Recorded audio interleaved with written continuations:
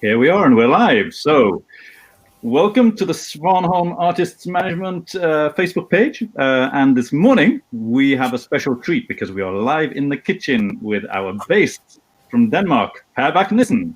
Good morning, Per. And Per is going to be showing us how to cook. Per, take it away. Yes. Good morning, or day, or noon to everybody. We are going to cook a little piece of salmon. I'll show you a few things of the ingredients. Fresh pieces of Norwegian salmon imported to Denmark yesterday morning. Then we have coriander, fresh coriander. We have fresh, lovely, spicy chilies. And we have fresh lime. Also, ginger, lemon, garlic, everyone knows that one, and a lovely mango, fresh mango, which is soft and ripe. Some lettuce leaves, romaine lettuce, preferably hearts. Some oil for frying, olive oil here, could also be rapeseed oil, salt, and pepper. There it is. So let me start. First of all, we'll take... Hi. Just before you carry on, I think I'm going to, for anyone who's wondering, I'm going to post the ingredients in the chat at the same time, so we have it there. So that'll be the written ingredients. So, Per, take it away again. Thank you. We start by peeling and chopping some ginger. First of all, cut around the edges, cut off the peel. Ginger is a very interesting, spicy ingredient, which goes very well with salmon. We take this stuff away. Now the ginger. Then we have a clove of garlic, organic garlic, a very nice big piece. Oops, sorry. I don't know if you can see it. Which I will peel.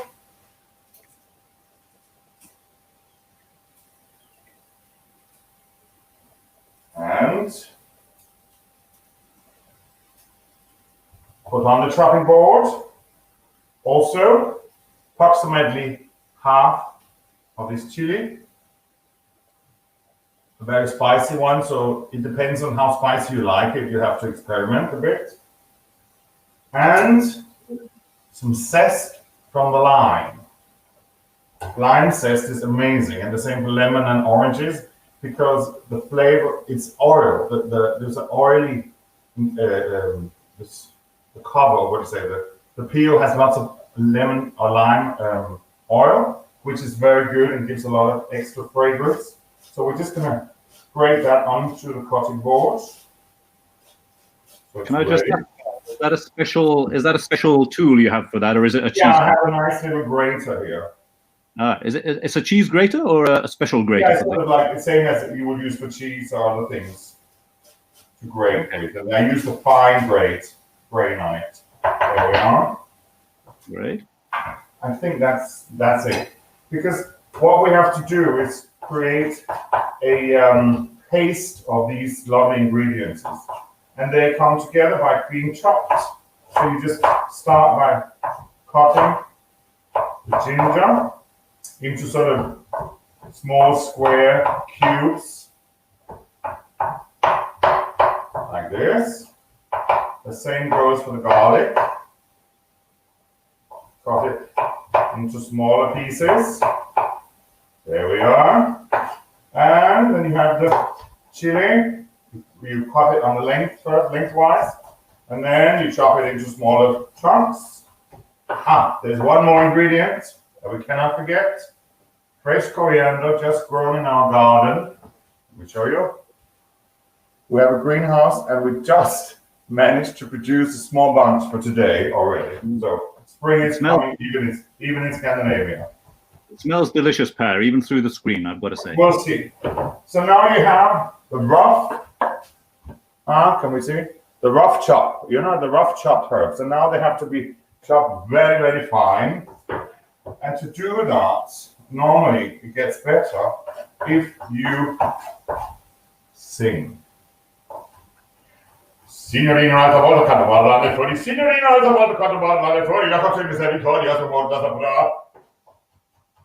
Signorino altra volta quando parlare fuori, signorino altra volta quando parlare fuori, la cosa misericórdia su morta saprà. E non servono le smorfie, faccio pure catamorta, faccio pure catamorta.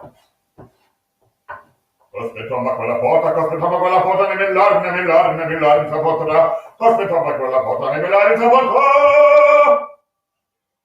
Un dolore della mia sorte non si lascia inginocchiare, no.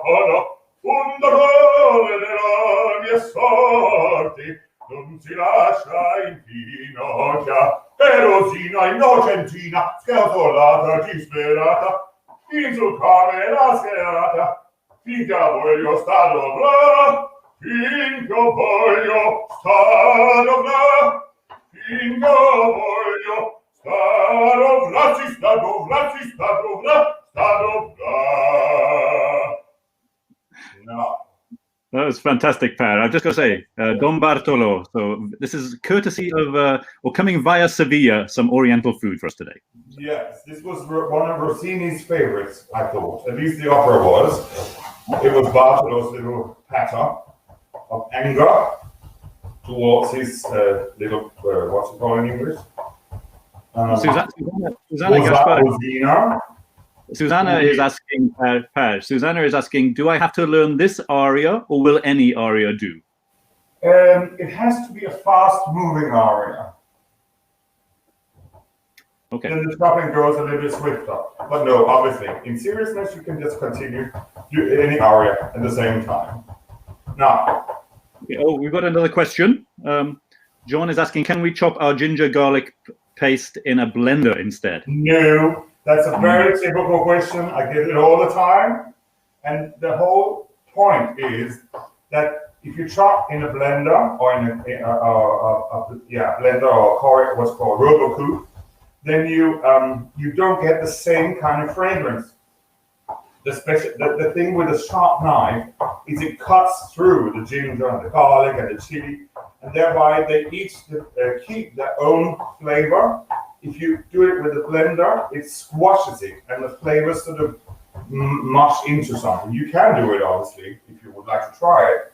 But the whole idea of this recipe is you have to keep a sharp chop, so that when I'll show you in a minute, you spread it onto the salmon, that each little piece of individual herb and spice stays on its own. I think we're getting to somewhere now. Any more questions? Well, I'm looking at what you're doing, and I've got a question, and that is that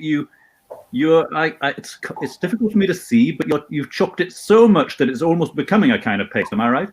It's not. I will show you close up in a moment. You can really see that it's not that each individual piece is still. It just becomes very, very small. Right. And because of what we have to do in a moment is I will show you. I'll come close up now. Let me see.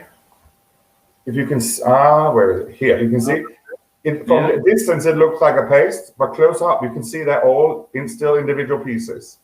And that's, in my opinion, is very important, because now we smear this onto the salmon, and then you fry it into the salmon meat, thereby creating almost like a coat, a breading, coating, breaded meat and stuff like that. So you create and it burns a bit, it blackens a bit. Well, I'll show you. We'll go on now. First of all, the pan. Right. I will turn it on. I have a new cooker, so it should be very fast. And now I put some oil. Any specific oil that you like using? Well, this is olive oil, but I like also rapeseed oil. It's very tasty. I like a neutral tasting oil, nothing that tastes too much. So I have the salmon pieces. I don't know if you can see them. I'll spread on the chopped mixture onto the salmon meat itself, to the fillet. And do you press that in or somewhere, or do you just? You mount it or press it in. You sort of give it a little massage, a little lovely rub, and then it sort of because of the way it's been chopped, it stays sort of onto the salmon meat, or you could say the fish. So I'll do 3, I think, for now. There we are. Now the oil has to be very hot.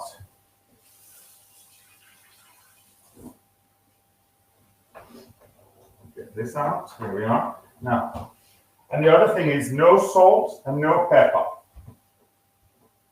What's the reason for that exactly? It's because, unfortunately, if I could show you, I could give you a taste over the wire, it will be, you could tell straight away, because the reason is because it keeps the salt will pull out the juice from the salmon, and then it's the juiciness. We want the juiciness to stay inside, and because we have a very beautiful salsa, a mango salsa on top, which has salt and pepper and other fragrances, they will sort of combine into the salmon. But the oil is hot, so I'll start cooking. Hopefully this can stick onto it.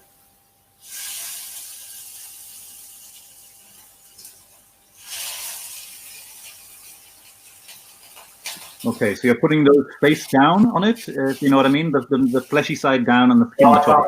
Sorry.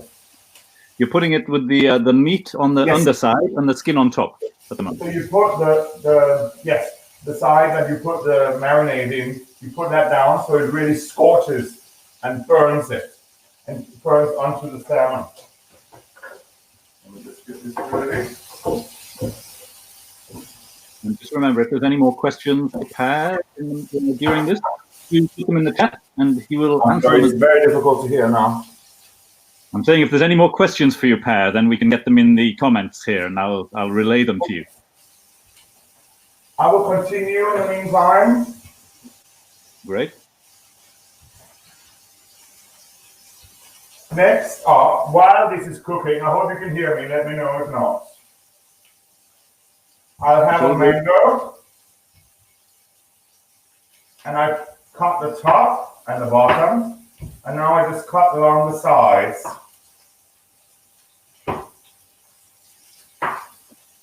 Take all the peel off. Also, the mango has to be lovely and ripe.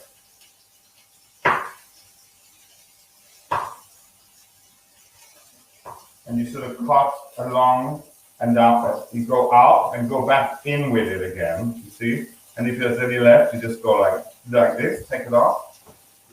Put the peel away. Let me show you close up. Lovely peeled mango.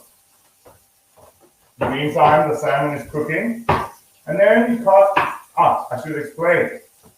Those who don't know mango, inside the mango there is a stone, which roughly has the shape of the mango itself. So it's sort of flat this way. You will see when I cut it out. So when you peel it, when you cut it, you can set it up and just cut along the sides. Lovely slices.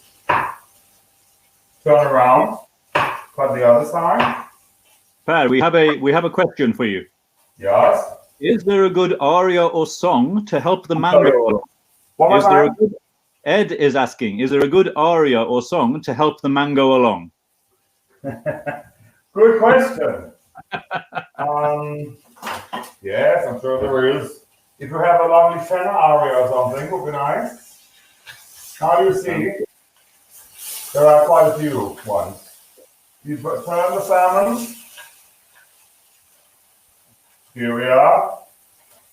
Maybe I'll do a little bit of a Danish song.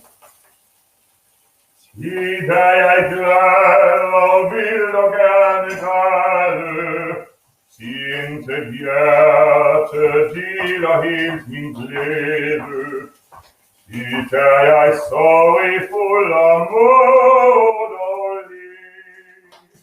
at ingen skal den bange tårer se. Often I'm Sad by Per Nissen. Now the mango gets cut into little pieces, approximately half a centimeter times half a centimeter. Little cubes, lovely. There we are.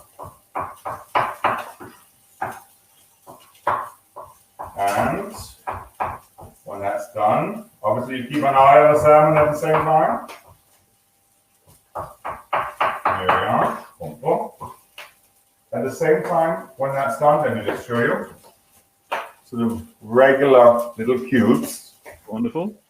And you take a red onion, lovely red, very important, not purple onion, very important. Cut it into small, also small cubes, a bit smaller than the mango. Can I ask a question, Per? We have a question. Why do you use red onion instead of a yellow onion? What's the benefit? It's the red onion is a little bit less sharp in the flavor because mango is a fruit. Obviously, you don't want to you don't want a rough taste with it. You need something like a very mild taste. And red onion is very mild, a mild onion taste. So I recommend. But there's also one more benefit. The red onion is more purable in the combination. So you cut the red onion into small cubes.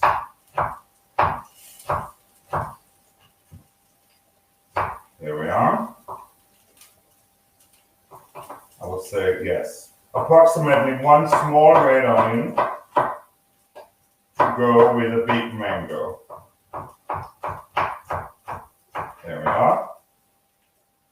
And the chili, again, depending on how spicy you like things, you have to balance it a little or experiment yourself how much you want.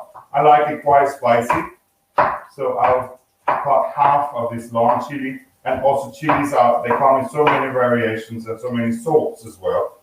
So this is where, depending on where you are in the world, can you grow them yourself or not? You chop it into very small squares. Here they come. Chop, chop, chop, chop. They have to be very small, whereas the other cubes you've already done don't have to be that small. Hope that makes sense. Good. And at the end, the lovely coriander from the garden. Also here, coriander goes very well in salsa. Also chop it, not too fine, but fine enough. So does coriander grow well in any climate, Per? Not really. You need to have it in the Nordic European countries. You'd have to have it in a greenhouse, I would say, or inside in the bench, inside the house. Yeah. Otherwise, nowadays you can really buy it in many places. But obviously, if you grow, as I said, we just started a greenhouse about 2 weeks ago, and managed to get a bit. And the flavor when you grow it yourself is so intense compared to what you buy outside. So I could recommend it. So as you can see, I put all these things together. Just show you roughly.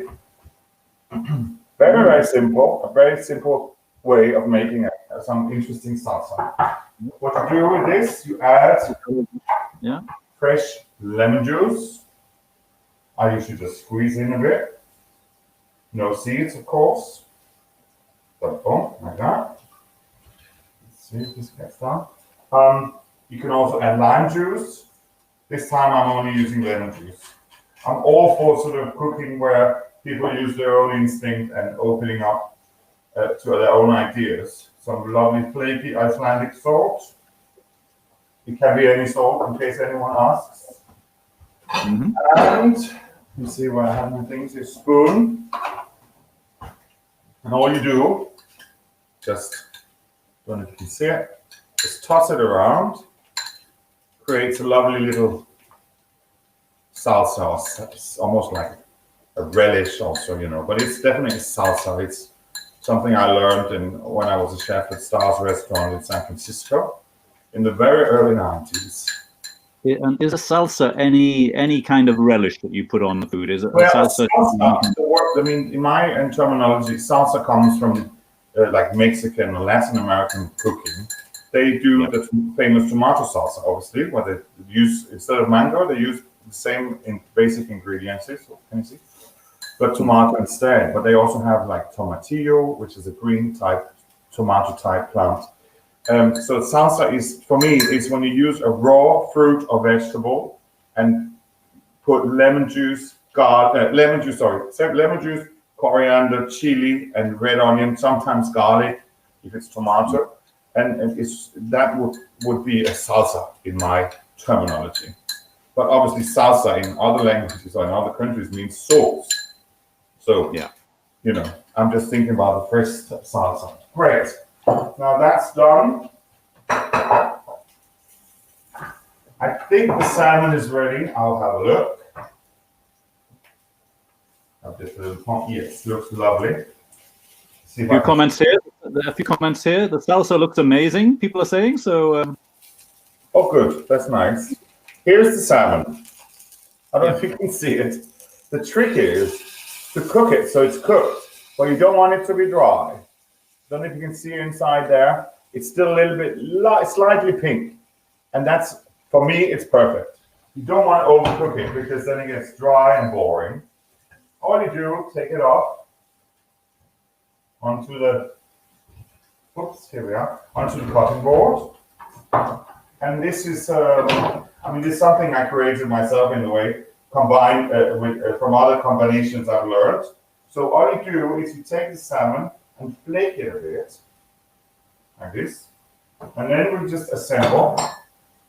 I prepared the romaine, baby romaine, or the hearts of romaine. So they're washed and like this, little boats. Mm-hmm. And you can stick them on here on the plate. And then you take a little bit of the salmon into it and top it off with the salsa. And that's it. Really. Let me just do a few. So you present a few of them together on a plate. Yes, depending on what's for. In this particular dish, I would say it's like a finger food, a party food. You can have it if you do a barbecue. You can grill the salmon on the barbecue, obviously, and it's a very nice alternative to a meat dish, if you like. Yeah, it's very low. Low in the fat and carbohydrates also. So it's quite healthy alternative, sort of very, very tasty and full of life, if you like, and spice, obviously. The coating on the salmon sort of burns. Let me see if I can come closer with one piece. Yes. The coating sort of burns into the salmon and creates a lovely, lovely grilled flavor with those flavors that we put on at the beginning. Here we are. So it doesn't. So it absorbs. It goes into the surface layer of the salmon, but not all the way through. Am I right? Exactly. It sort of it burns into the top of the salmon, and because it's grilled or burns hard, it stays there. So it flavors the very top of the salmon, but inside the salmon you still have a natural salmon taste, because you don't want to over marinate and make it all taste like all the same. So. We have a question from Ed here, Per. Do you cook your fish from room temperature? Is it important? No, it has to be ice cold. Fridge, always. Fridge cold? Yes, always. Fish should always be from a very cold temperature. I don't let it sit out first, just because of health reasons, really. And I don't feel any difference. But if I can just show you, here they are. Can you see them? Looks delicious, Per. Little boats. If I had more coriander, I would put one on top, but that's it. That's all we had in the garden so far. But that's it, really.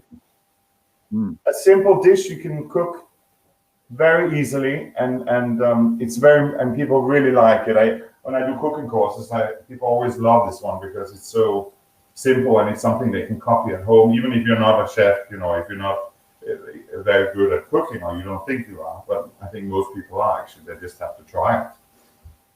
Yeah, so that's it. I have to say, Per, I'm most definitely not a chef, but I'm going to give this a shot tonight. You should. It's very tasty. And then obviously, when you do the salsa, for instance, you put in salt and pepper, you taste it, put the lemon juice, you taste, you build up the flavor. I'm always in favor of building up flavors when you cook. Don't rely on a recipe and say, oh, you need 100 grams and then put 100, or 1 teaspoon salt or sugar. Always try, put some, taste it, build on it, and learn. That's how I learned to cook. I never sort of used recipes. So obviously I learned from that, but I always sort of developed my own way because it's very much like music and singing, indeed, that you have to use your emotional intelligence. You nearly say, you know, to get that sort of to make it really taste very good and make the flavors explode in people's mouth when they put them up, when they put it in. That's it. So how did can you just, before we finish off, can you just explain a little bit about how you you were actually a chef before you were a singer? That's right, isn't it? Yes. Let me see. Can you see me now? Yes, beautiful. Right. So we can say, as you can say a little bit about how you became a chef and how you moved from chefing into singing. Yes. Well, I was sort of brought up in Denmark and in Greenland from half German, half Danish, and started training as a chef very early age, only 17, and was quite good at it. And graduated from Danish Culinary Academy when I was 21, and went straight to California. Worked in a few different restaurants, but especially one called Stars Restaurant, actually opposite the opera. Was very amazing. Lots of interesting food. I was one of the founders of so-called California cuisine in those days. Oh. That's how I started cooking and had a career doing that. Did it for about 5 years, and then I fell for singing. I thought, wow, this was extraordinary. I would like to develop and discover it. Then I went back to Copenhagen, opened up a cafe in the Botanical Gardens, and also a cafe elsewhere in Copenhagen, central Copenhagen, and sort of financed private student studies from there with that money. And I was lucky enough to have a singer at the opera teaching me, and then I got all the tickets for the dress rehearsals and sort of almost like a crash course, you know. That was sort of late 20s. And then I went into Welsh College, Royal Welsh College in Cardiff, and studied there for 3 years. Yeah. And how did you find the food in Cardiff? The faggots are great. Anyone who knows what that is? For those who don't know, can you explain what a faggot is in culinary? It's a very special meat, sort of, can you call it a meatball almost? It looks like a meatball, doesn't it? It's ground pork, I think, and lamb, isn't it? Can't remember now. I think it's lamb, and then it has lava bread in it, which is a seaweed that grows in the water. And they traditionally found out they could eat it, and I think they chop it and put it in and cook it together. Very nice. But the lamb also is great. I mean, you know, in Cardiff or in Wales. And Wales is a great country, really. Very fortunate to study there. And there's such a tradition of singing. I remember one of my first experiences was in a production of Traviata at Neath Opera. Neath Opera, okay. Neath Opera, yes. They do one opera every year, and they've done it for 120 years or something like that. And during one dress rehearsal, there was a lady in the chorus behind me. She was sort of a certain age, and she said, well, guess what? I said, yes. Today is my birthday. I said, oh, and congratulations. How old are you, may I ask? And she said, don't tell the others. They would fire me. Okay, I said, well, I won't tell anybody. I'm 86. And she was just singing with full throttle, big voice, dramatic soprano. Amazing. You know, that's the kind of energy that Wales has to singing, in my opinion. You know, I mean, a real singing tradition, a real singing tradition, you know. Yes, absolutely. Yeah, it's wonderful. I'm being brought up in Wales myself, in the west of Wales, so the choral tradition is very big, even especially near Cardiff, actually, in the valleys, the valleys area. Yes, that's right. All the choir, the male choirs as well. In Wales, aren't they, as well? Yeah. Yeah, it was great. Really nice fun. And then just tell me, you at some stage you were doing culinary opera dinners. So can you tell us? I mean, I developed, you know, singing. I went to London, studied there at Trinity College, and then I was in chorus at the Royal Opera House for a year before going to Germany. You know, ensemble member in theaters. I've been in 4 or 5. You know, Schwerin, Stralsund, Augsburg, and then Hanover also at the end. And then simultaneously, you know, I started developing cooking courses. while I was singing in those houses, in different sort of schools or evening schools, and also several companies started booking me for it when they had like manager meetings and stuff. And then I would take other singers in, we would sing for them, and they would be cooking, and all kinds of sort of different versions of combining singing and music making with cooking.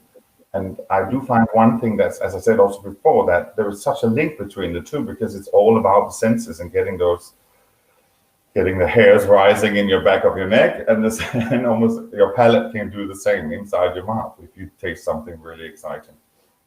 Yeah. So this is slightly different from the normal sort of the normal opera singer thing of doing spaghetti opera or singing in a restaurant. This is, you were actually teaching cooking at the same time.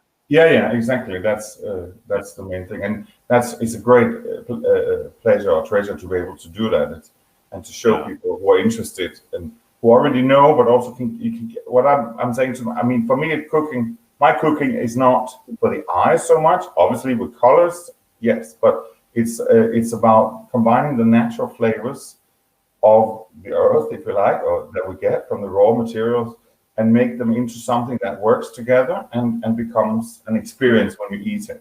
That's sort of my focus on it, and also technical, how to become a bit more efficient in the kitchen, how we can do more in shorter time.